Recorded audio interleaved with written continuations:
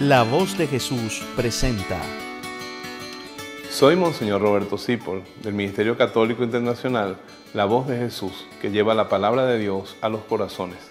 Esperamos que el servicio que vas a disfrutar a continuación sea de mucho fruto para tu vida espiritual. Pongámonos en oración para escuchar juntos la voz de Jesús. Nuestro tema de hoy: en aquel tiempo Jesús, dirigiéndose a la gente y a sus discípulos, dijo: en el trono de Moisés se sentaron los escribas y los fariseos. Hagan y cumplan todo lo que enseñan, pero no hagan lo que ellos hacen, porque ellos no hacen lo que enseñan. Ellos arman unos pesados fardos que son insoportables y se los ponen en la espalda a la gente, pero ellos no están dispuestos a mover un dedo para empujarlos. Todo lo que hacen es apariencia.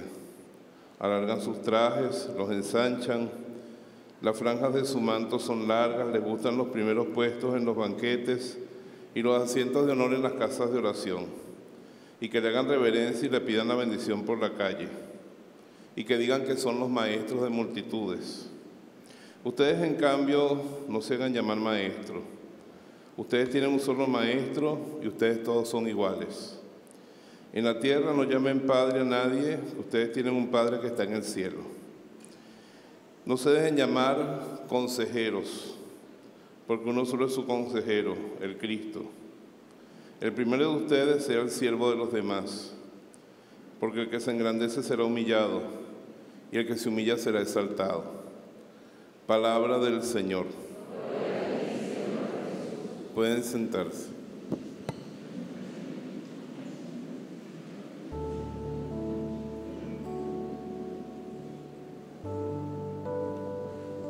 Cuando estamos en el seminario, nos dedicamos largas horas, yo me dediqué largas horas, a estudiar la veracidad de los 4 evangelios.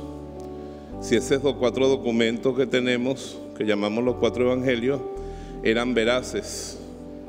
Y uno de los criterios que más manifiestan la veracidad es, por ejemplo, la falta de triunfalismo.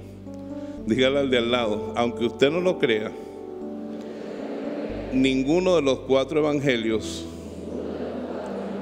describe la resurrección de Cristo. ¿Usted se había dado cuenta de eso? Ninguno de los 4 cuenta: a medianoche hubo un temblor, se cayó la piedra, salió una luz, nada de eso. Lo que dicen es que en la mañana la tumba estaba vacía y que después Cristo se dejó ver. Si fuera un invento, seguro que cuentan ese momento fundamental. ¿Es así o no es así? Y bajó una luz y se levantó y enrolló el sudario de la cara. Nada de eso, nada de eso. Eso no lo cuentan, solamente cuentan las consecuencias, que son la tumba vacía y las apariciones. Pero otro de las demostraciones que verás es que muestra las debilidades de Jesús. Los momentos en que se veía la naturaleza frágil de Jesús. Diga al del lado: sudó sangre. Se murió cuando lo mataron.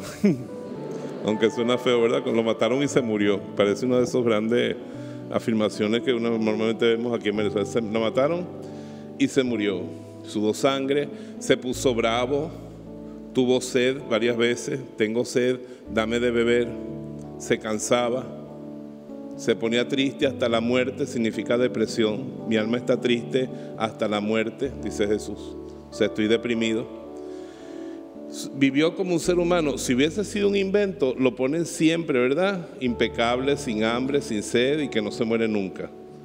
Los evangelios son verdad. Dígale, la iglesia es hija de Jesús, dígase el de lado. Se parece a su creador. Y es sincera, dígale. Por eso hoy vamos a hablar mal de los curas. Hoy vamos a hablar mal de los curas y esto va a salir en YouTube. Dígale, los curas son muy imperfectos, dígaselo. La misión les queda grande, dígale. Nosotros los sacerdotes del rito latino católico no nos casamos, somos célibes. Pero en el rito oriental, los católicos sí se casan antes de ordenarse. Y tienen hijos. En Irán, en Irak, en el Líbano, los sacerdotes maronitas y de otros ritos católicos son católicos, pero el padre se casa y después se ordena. Y cuenta un gran escritor, novelista, creo que eso es de Nikos Kazantzakis, que un día llega cansado el padre en la noche y él le dice al hijo: hijo, ayúdeme a quitarme las botas que están mojadas del camino. La esposa le trae una manta porque viene tiritando de afuera. Y es que después que terminó todo el culto, todo el trabajo, lo llamaron para ver un enfermo a medianoche bajo la lluvia. Y entonces cuando el niño le está quitando los zapatos al papá, le dice: papá, ¿por qué a ti te trata la gente peor que al burro?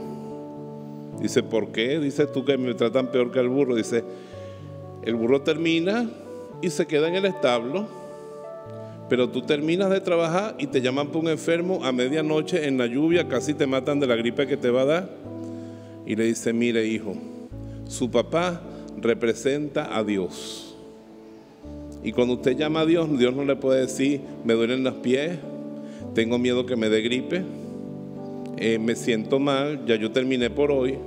Dios, tú lo llamas y nunca te dice: está ocupado, intente en otro momento. No. Tú llamas a Dios y Dios siempre está. Y el sacerdote representa a Dios. Y uno pretende que sea como Dios. ¿Y a quién no le va a quedar grande ese camisón? ¿Es así o no es así? Diga al de al lado: al mejor cura le queda grande el camisón. Me preguntan en este momento quién creo yo que es el mejor sacerdote que conozco. Yo le contesto: el Papa Francisco, o Monseñor del Prete, mi arzobispo. Y le queda grande el camisón. Por algún lado le queda flojo el camisón porque es demasiado representar a Dios. Y por eso hay que tener compasión con los sacerdotes en ese sentido. Tremendo trabajo. Pero yo recuerdo que el padre Loring decía una cosa muy bonita. Repítala conmigo: el sacerdote es el principal benefactor humano de la humanidad. El principal benefactor de la humanidad es Dios. Pero después viene el sacerdote, porque los benefactores de la humanidad aportan avances científicos, avances jurídicos, desarrollos sociales, filosóficos. Pero el sacerdote nos da la vida eterna, nos da la salvación, nos da el perdón de Dios, hace presente a Dios en la Eucaristía. El sacerdocio católico es algo muy hermoso. Yo recuerdo un valenciano importante que se murió de cáncer, y en sus últimos días él, que llevaba una vida no mala, pero no muy cercana a Dios, se acercaba mucho a Dios, iba a misa conmigo todos los domingos, y una vez me dijo: el peor de los curas es un gran hombre. Yo digo: pero ¿cómo es eso? Yo conozco los peores curas, ¿cómo me vas a decir que son unos grandes hombres? Me dice: mira, un cura, por fallos que tenga después en la vida, es un hombre que cuando decidió dedicar su vida, se decidió dedicársela a Dios y a todo el mundo. Es un hombre altruista, tiene un corazón grande. Por lo menos en un momento, para dedicar su vida, escogió un ideal que no todo el mundo lo escoge. ¿Es así o no es así? Ahora, qué duro es cuando un sacerdote da un escándalo. Hemos sufrido en nuestro siglo grandes escándalos, porque antiguamente las cosas estaban muy mal en la Edad Media, en la Baja Edad Media, era muy mala la situación del clero. San Francisco de Asís sufrió toda su vida porque la gente había perdido la fe en los sacerdotes. Y San Francisco, que es el cristiano más perfecto que hemos tenido después de la Virgen María, no quiso ser sacerdote porque no se sentía digno. Pero sin embargo, en su ambiente y el de San Antonio de Padua, que los cátaros, albigenses, los pátaros, todas las herejías de su tiempo negaban la validez del ministerio de los sacerdotes pecadores y decían que solo eran válidos los sacramentos de los sacerdotes buenos. Diga al de al lado: ¿cómo hacemos para saber si el gordo que está aquí es bueno o malo? Pregúnteselo al de al lado. No lo va a saber nunca, usted no es Dios. A lo mejor yo tengo una cara de santo y soy como la luna que tiene una parte oscura, sí, una parte oculta, uno nunca sabe. Dios me guarde y me haga lo que Dios espera de mí, pero yo soy un hombre débil. Diga al de lado, en la validez de los sacramentos está en la fidelidad de Jesucristo. Dígase al de lado. O sea, si un sacerdote santo como Juan Pablo II celebra la misa, ahí Cristo se hace presente. Y si un sacerdote muy pecador, un asesino, una persona de esas que han cometido esos abusos terribles, celebra la misa, ahí también se hace presente Jesucristo. No con el mismo poder, no con la misma efectividad, porque un santo, diga al de lado, ser santo ayuda mucho. Diga al de lado, y si un sinvergüenza estorba mucho, dígase al de lado. Pero yo le pregunto a ustedes, si aquí viene a comulgar una mujer santa, una mártir, que lleva su matrimonio adelante, el esposo es muy difícil, ella lo ha soportado por sus hijos, una santa, tampoco es gafa, no se deja pegar, si le pega lo denuncia, pero ella es una santa. Tiene a los guardas la suegra en su casa, y es una suegra más que tóxica, es venenosa la vieja. Y ella viene a comulgar esa santa, ella recibe a Cristo, ¿sí o no? Pero le pregunto, si un narcotraficante viene a comulgar, ¿también recibe a Cristo? Sí. La hostia deja de ser hostia porque llegó un narcotraficante. Si el narcotraficante viene a comulgar, ¿recibe a Cristo? ¿Sí o no? Ella lo recibe para su salvación. Él lo recibe por una mayor condenación. Y asimismo, si celebra la misa un cura santo, se ofrece él junto con Jesucristo, y eso es para su salvación, y es grandioso, porque Dios acepta la ofrenda de Cristo y del sacerdote santo que se ofrece con él. Pero si un sacerdote en pecado mortal celebra la misa, diga al de al lado, cava con sus propios dientes más profundo su hueco en el infierno. Así como suena de feo.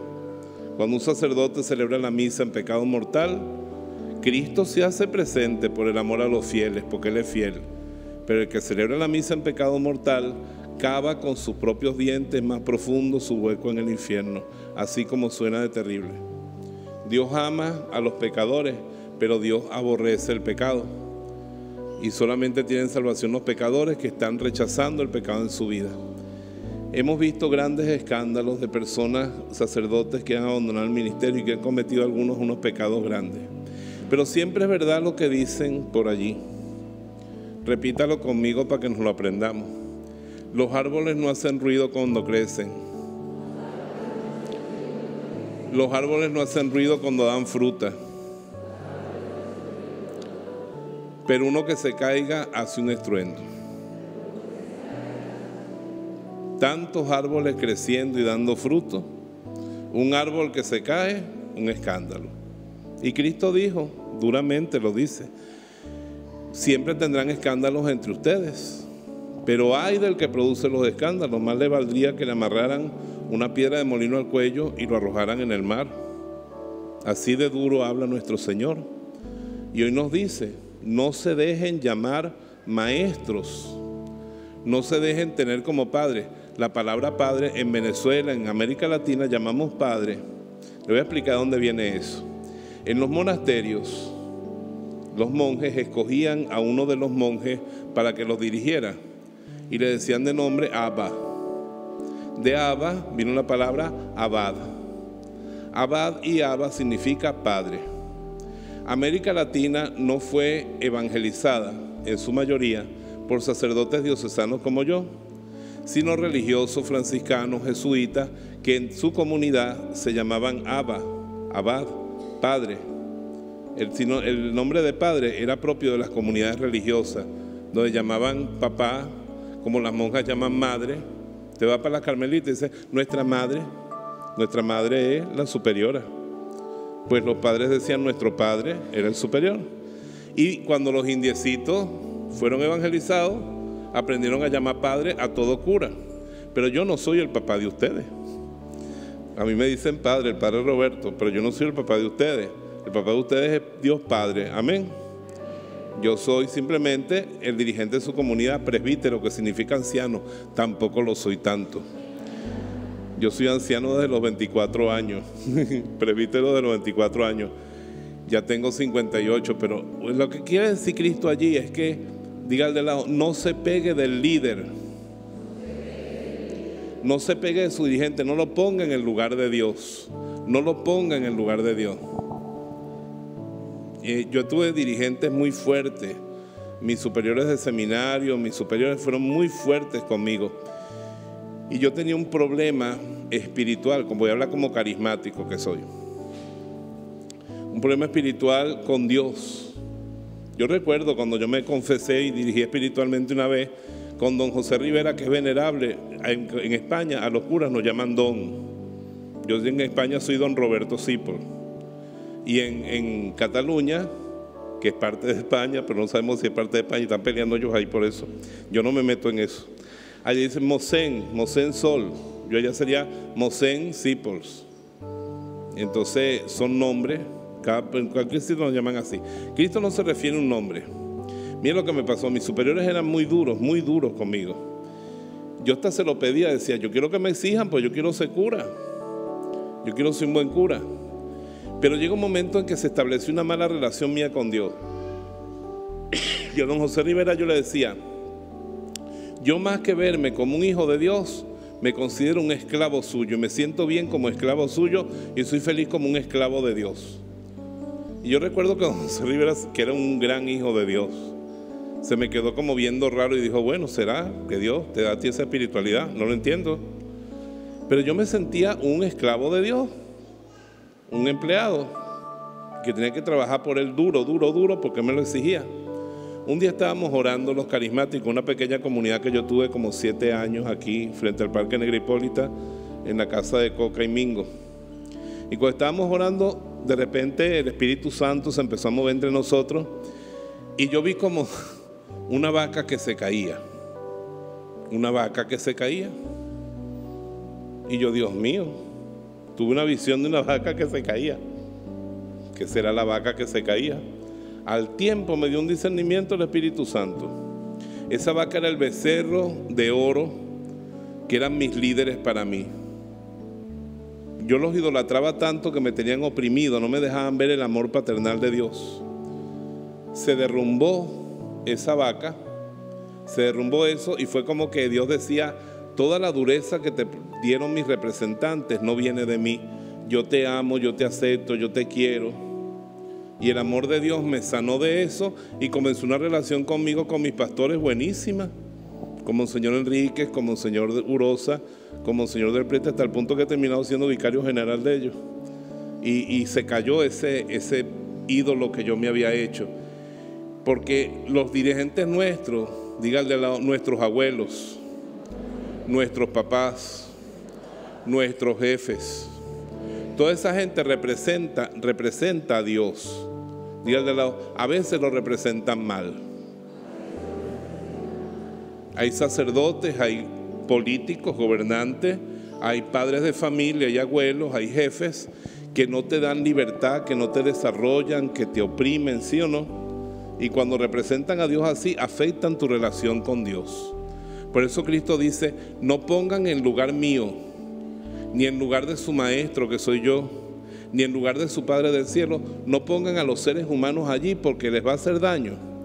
Ellos lo representan, pero ellos no son ellos. ¿Entienden eso? ¿Sí o no? Díganle al lado, no bese al embajador, bese al embajado. ¿Quién es el embajado? El original, que es Dios, ¿no es así? Nuestro Padre Dios. Ahora, ¿existen los pecados de los sacerdotes? Si nosotros fuéramos una iglesia hipócrita le diríamos no. Pero la verdad del evangelio y de la vida es que sí existen los sacerdotes escandalosos y malos. En estos días hemos escuchado en el evangelio que el reino de los cielos se parece a un grano de mostaza, ¿se acuerdan? Diga al de al lado, el grano de mostaza es la Virgen María. Chiquita, muy chiquita, sola, pura, perfecta. Dios la puso en la tierra y de ella brotó la iglesia. Los apóstoles, los santos, los mártires, los confesores, las vírgenes, la familia cristiana. Y ese se convirtió en un árbol muy grande. ¿Y quiénes vinieron a meterse en las ramas? ¿Quiénes se vinieron a meter en las ramas del árbol? ¿Quiénes vinieron a meterse en las ramas del árbol? ¿Quién? No. La Virgen era la semilla, creció el árbol de la iglesia. Piensen, ¿la semilla de qué era? ¿De qué salió el árbol? Un árbol de mostaza, ¿no? ¿Quiénes se vinieron a meter en las ramas? Los pájaros. Y que nosotros, Dios los libre. Dígale al lado, los pájaros no son parte del árbol. ¿Qué hace un pájaro en una rama? ¿Ustedes han escuchado la frase palito de gallinero? ¿Qué hacen los pájaros en las ramas? Las pican, las muerden y defecan encima, ¿sí o no? ¿Qué nos dice Cristo? Que en la iglesia van a haber ciertos elementos, díganle al lado, laicos, monjas y curas. Curas, obispos y hasta papas, díganle. Que no van a ser verdadera parte del árbol. Van a ser pajarracos que vinieron a picar, a morder, a arañar y a defecar encima. Díganle al lado, y esos son hermanos nuestros, dígaselo. Dice San Juan, parecían de los nuestros, pero no lo son, y se evidenció en sus obras que no eran de verdad. Esos son los falsos discípulos. Ahora, cuando uno descubre un escándalo, por ejemplo, un matrimonio en la iglesia, que era un ejemplo para todo el mundo, y de repente se divorcian porque uno de los dos se vuelve infiel. Eso es un escándalo también. ¿Es así o no es así? O una monja que cuelga los hábitos porque se enamoró del señor que cortaba la grama. O un sacerdote que abandonó el ministerio y dejó sus votos después de que uno se estuvo confesando con él. Dígale al lado, no pierda la fe por eso. Cristo escogió 12 apóstoles y a la cruz lo siguieron ¿cuántos? Uno solo. Dígale al lado, de 12, uno. Los otros 11, contando a ese, se escondieron. Pues este después también se escondió. Y uno lo vendió por 30 monedas. Entonces, no es algo nuevo.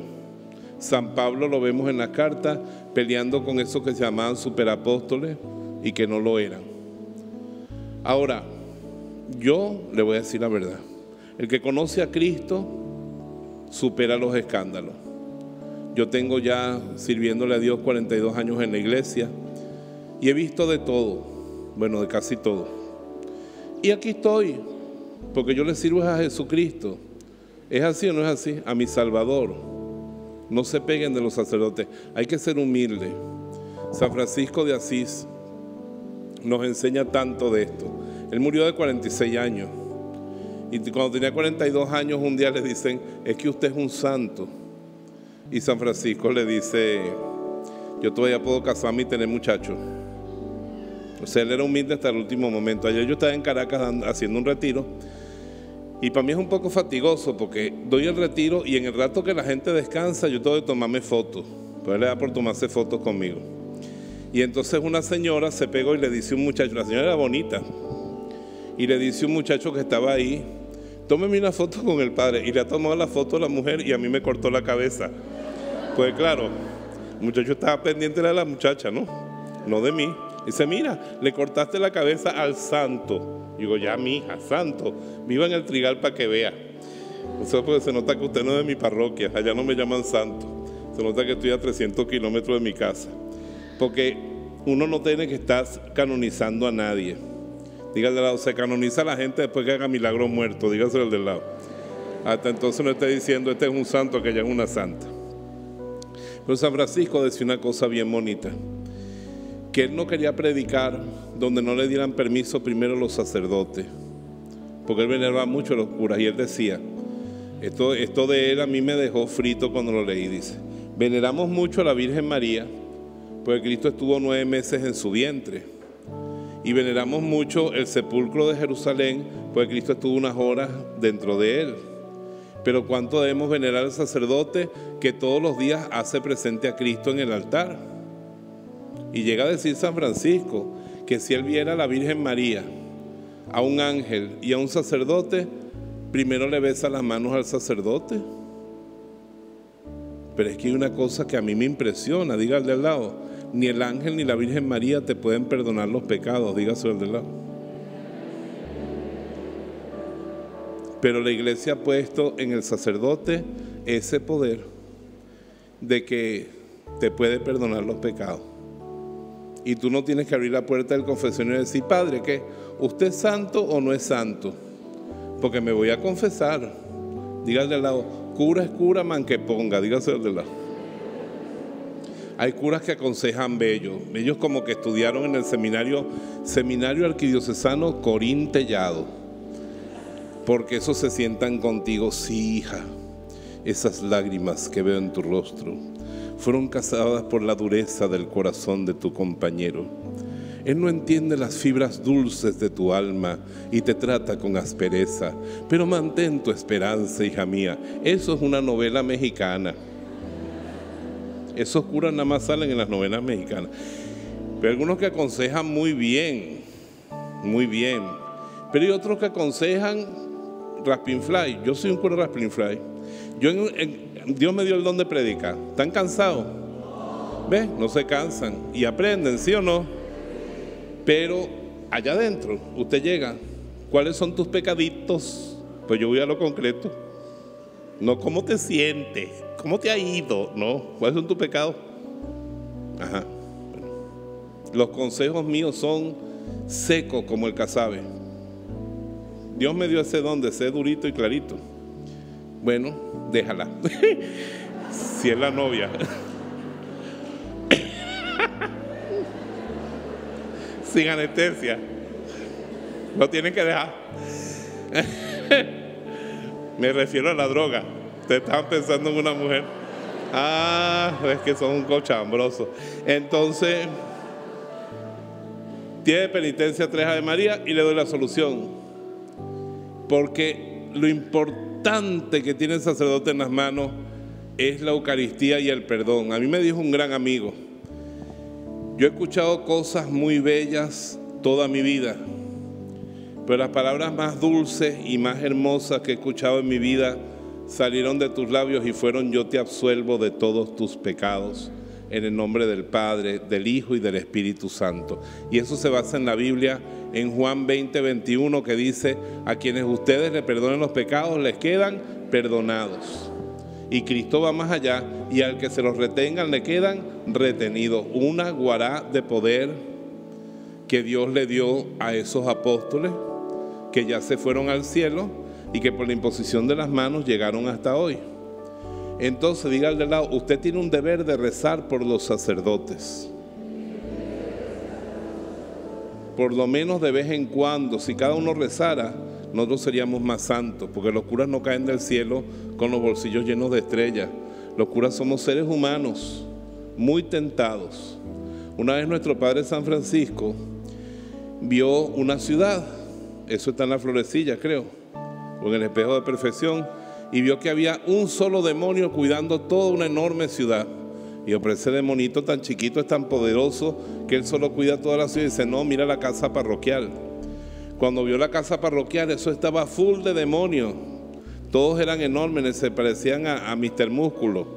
Y entonces San Francisco dice: pero ¿cuál es la razón? Dice que si tumbamos al que está en esa casa, tumbamos a todo el pueblo, porque él es la cabeza y se ataca por la cabeza. O sea, si le das al sacerdote, si lo tumbas a él, le dañas la fe a todo el mundo. Por eso tenemos que hacer un cerco de compasión, de ayuda. Recuerden que los curas hemos renunciado a nuestra familia. ¿Es así o no es así? Entonces, ustedes tienen que estar pendientes de nosotros. Padre, mire, en esto de una señora muy buena, quiere que lo lleve un momentico, usted no tiene carro. Bueno, sí, para la oficina, porque está cada día más difícil moverse. Padre, aquí está un dulcito. Al padre Adrián, que come dulce, yo no como dulce. Padre, aquí está un pastichito de esa cosa que se pica, que es morada, ¿cómo se llama? No, berenjena. Entonces una cosita, de vez en cuando un detallito, ¿sí o no? Pero recuerden que los padres dejamos la familia. Yo le agradezco tanto a la señora Beneján, que tuvo unos detalles bellísimos conmigo esta semana. Me alegra mucho verlos por aquí. Estoy muy contento. Me alegraron los 2 domingos viéndolos por aquí. Pues yo están fuera, pero nuestra familia son ustedes. Y afectivamente, con respeto y con cariño, cuiden a los sacerdotes que se pongan en su camino, ayúdenlos. porque también ellos representan a Jesucristo. Dígale al lado, cada cura es un espejito donde Cristo se ve, dígase al lado. Y ahí uno quiere ver a Cristo, lo ve en ese espejito que es ese pobre hombre que tiene esa misión tan grande. Pero sobre todo el cerco de la oración. Nosotros tenemos una santa que Dios quiera que pronto la canonicen, venezolana, la Madre Carmen Rendiles. Nuestras santas venezolanas fueron súper devotas del sacerdocio. La Madre María de San José, todas muy sacerdotales. Madre Carmen Rendiles, ella era mochita de un brazo. No la aceptaba ninguna monja. La agarraron unas monjas francesas. Las monjitas francesas se modernizaron, ella no. Entonces ella fundó una congregación maravillosa que son las Madres del Colegio Betania. La Madre Carmen Rendiles, venezolana, cuando le hablaban mal de un cura, ella se daba con su bracito, se daba un golpecito en el pecho y decía, eso es culpa mía. Dice, pero madre, si usted es una santa, ¿cómo va a ser culpa suya que ese padre cometa ese pecado? Ella dice, porque yo no he rezado lo suficiente por ellos, porque yo no he hecho esa penitencia por ellos. Los sacerdotes son un regalo de Dios, somos un don de Dios. Hay que pedirle que nos los mande, que nunca nos falte un sacerdote y orar por ellos. Y también, cuando un sacerdote cae, pensar que eso le duele mucho al Sagrado Corazón de Jesús. Y uno decirle, bueno, Sagrado Corazón, te compadezco tu sufrimiento con este escándalo que está pasando este siervo tuyo. Yo voy a rezar para que haya otro. Dígale al lado, Dios repone los sacerdotes que se pierden. Dígaselo al lado. Aquí en Valencia hay una cosa bien bonita, el padre Jorge Devos, para que ustedes vean lo que es un alma sacerdotal. El padre Jorge Devos era de Bélgica y abandonó todas las comodidades de vivir en Europa para venirse a vivir en Venezuela. Y él vivía en Guacara y él hizo la iglesia de Ciudad Alianza. El padre Jorge Devos un día fue al médico y le dijo al médico, usted tiene un problema de que tiene unos lapsos de inconsciencia. Era como que le apagaban la luz por un momento, como esta mañana aquí que se fue la luz un momentico y volvió. Así mismo se le iba la luz, pues. Y todo el mundo decía al padre Jorge, pero ¿por qué usted anda en moto? Él andaba en moto, nunca manejaba carro.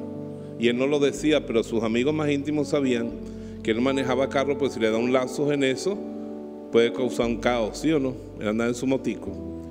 Y después que levantó la iglesia de Ciudad Alianza, que se dedicó con un amor tremendo a su pueblo, un día andaba en la moto, se nota que se le apagó la luz y la moto se estrelló detrás de un camión. Ese día murió el padre Jorge Devos. Y en el cursillo había un puertorriqueño que vino con el Cuerpo de Paz a hacer un cursillo. Y cuando estaba con el cuerpo de trabajando aquí, hizo el cursillo de cristiandad y en la clausura del cursillo dijeron, estamos muy tristes porque murió el padre Jorge Devos. Y él en el cursillo dijo, bueno, Dios sabe cómo son las cosas, yo voy a ocupar el puesto de ese padre. Y se ordenó de sacerdote el padre Eduardo García. Después de que él fue sacerdote muchos años, el cura que me llevó a mí al seminario fue el padre Eduardo García. ¿Ves? Es como una antorcha que uno que se apaga, se la da al otro. El padre Eduardo ahora es monje, está viejito, yo lo vi en Puerto Rico la última vez que vi. Se fue para allá por un monasterio. Yo agarro ahora la antorcha y yo le he entregado esa antorcha en mi vida, a una cantidad de padres. Algunos ya están en el cielo, como el padre Lloris, que se murió en Los Guayos siendo párroco. Otros andan por ahí, el padre Carlos Torreiro, el padre Casca, el padre Miguel Pirela. Una cantidad grande de sacerdotes que yo llevé al seminario o que yo fui su profesor. Y somos como una familia grande. Nosotros no nos queremos mucho en el sentido que andemos juntos y tal. 2 andan por aquí, 3 por allá, porque somos muy poquitos con mucha gente. Pero hay que valorarlos y pedirle a Dios que los multiplique. Gracias a Dios, cuando yo entré en la iglesia, aquí había pura cura español y colombiano. Denle un aplauso a todos los curas españoles y colombianos que dieron la vida en Venezuela. Han pasado los años, hoy la mayoría somos venezolanos, criollitos. Tenemos un seminario bien pujante. Dígale al lado, todo lo que pueda llevar para el seminario llévelo, dígase al lado. Que tenemos más de 100 bocas en la crisis que alimentar. Hoy vayan a almorzar para el seminario, que hay domingo criollo. Hay sancocho y carne asada. Vaya para el seminario, vagos son pulleros. Y bueno, tenemos un clero en Valencia que siempre ha sido un clero prestigioso. De nosotros han salido cardenales, obispos muy buenos del clero de Valencia, el cardenal de Brun y una cantidad de obispos maravillosos. Vamos a pedirle a Dios que siempre sigamos teniendo un buen clero. Y incluso, aunque él era caroreño, nuestro segundo obispo, Monseñor Montes de Oca, mártir de la caridad, está en proceso de canonización. Entonces tenemos un clero del que podemos sentirnos bien orgullosos.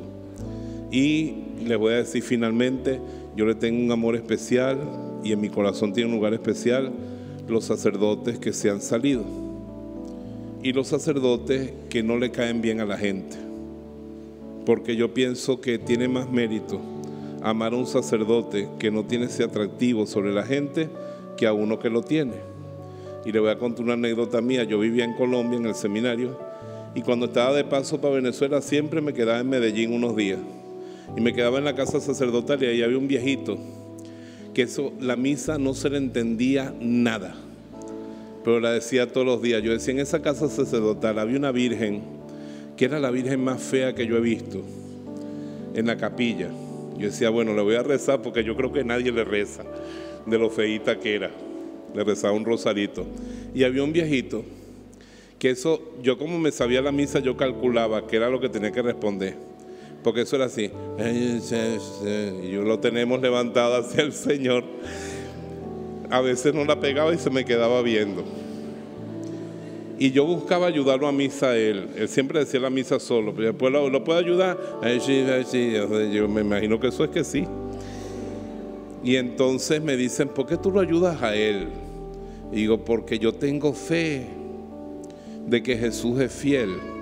Y en esa misita que no se entiende nada, está Cristo tan presente como en una misa dada, por ejemplo, por el Padre Linero, que quién no quiere al Padre Linero, o por el Papa Francisco, igualito, está en la misa esa. Yo adoro a Cristo allí. Y es que Dios, ay Señor, ¿quién te puede entender a ti? Naciste en un pesebre, viviste en una carpintería, después de predicador vivías en la calle y moriste en una cruz. Y hoy estás en los pobres. Ayer yo estaba en Caracas con enfermos de SIDA que se alojan allá, tan humildes, tan bellos. Y yo pensaba, aquí estoy con Jesucristo entre estos enfermos de SIDA. Jesucristo está en el pobre, Jesús está en la pequeña hostia y Jesús está escondido en las manos del sacerdote. Que total, mi mamá, que era una contemplativa también, a veces en la noche estábamos viendo televisión y me agarraba las manos y me las besaba. Y yo decía, pues tú me besas la mano. Me dice, ¿qué hice yo para merecer un hijo sacerdote? En estas manos está Cristo todos los días. Y un día, un sacerdote que fue muy bueno aquí en Valencia, pero él no sabía que no tenía vocación, y ya siendo mayor se enamoró de una señora muy buena. Se casó con ella con permiso del Papa, le dieron permiso para casarse, pero tenía que dejar de ser sacerdote. Y aunque lo dejaba, el ejercicio, el cura es cura para siempre, porque el signo que Dios pone en nuestra alma no se borra ni en el infierno. Entonces este sacerdote, bueno, un buen padre de familia, y fue un buen sacerdote. Un día yo le agarro la mano y se la beso. Y me dice, ¿tú por qué me besas la mano? Y digo, porque en esas manos ha estado Cristo. Y aunque esté dormido, en esas manos está el poder para perdonarme los pecados a mí. Porque un cura, aunque se salga y aunque esté excomulgado, en el momento de emergencia de que alguien se está muriendo, la iglesia le da permiso para darle el perdón de los pecados a los demás. Porque el sacerdocio no se borra nunca. No es, déjenme explicarle para terminar esto, no es una comisión, un nombramiento, no es una graduación, sino que es un sello en el alma, como el del bautismo y la confirmación, que te capacita para hacer en la iglesia lo que hacía Jesucristo, la misa y el perdón de los pecados. Eso es el sacerdocio, es algo que se lleva en el alma y que no se quita más nunca. Si un sacerdote va al cielo, en el cielo sigue siendo sacerdote. Y Dios no lo quiera, si algún sacerdote va al infierno, en el infierno sigue siendo sacerdote. Pues una transformación dentro del alma, un misterio muy grande. Uno no es cura cuando termina los estudios, sino cuando un obispo que desciende de los apóstoles te pone las manos sobre la cabeza y te transmite lo que Cristo le dio a Pablo, lo que le dio a Pedro, lo que le dio a Juan. En ese momento te convierte en sacerdote. Entonces amen mucho a su sacerdote. Vamos a terminar con los que están en YouTube, también lo hacen conmigo, diciendo: Señor, danos sacerdotes. Señor, danos sacerdotes santos. Señor, danos muchos sacerdotes santos. Señor, danos muchos sacerdotes santos latinoamericanos. Y con toda la humildad, esto lo hago yo, con todo el amor a mis oyentes de YouTube y a ustedes. Como parte del sacerdocio, yo les quiero pedir perdón humildemente, perdón de todo corazón, por las veces en que no hayamos dado la talla, en que ustedes venían buscando a Dios y nos encontraron a nosotros. Y todavía peor, cuando venían buscando a Dios y encontraron el lado oscuro de nuestra persona. Desde el escándalo de la no atención o del maltrato hasta los grandes escándalos, yo les pido de corazón, humildemente, que nos perdonen y que recen por nosotros. Dios me los bendiga.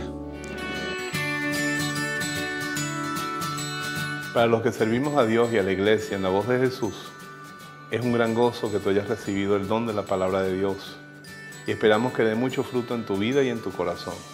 Y te bendigo en el nombre del Padre, del Hijo y del Espíritu Santo. Amén.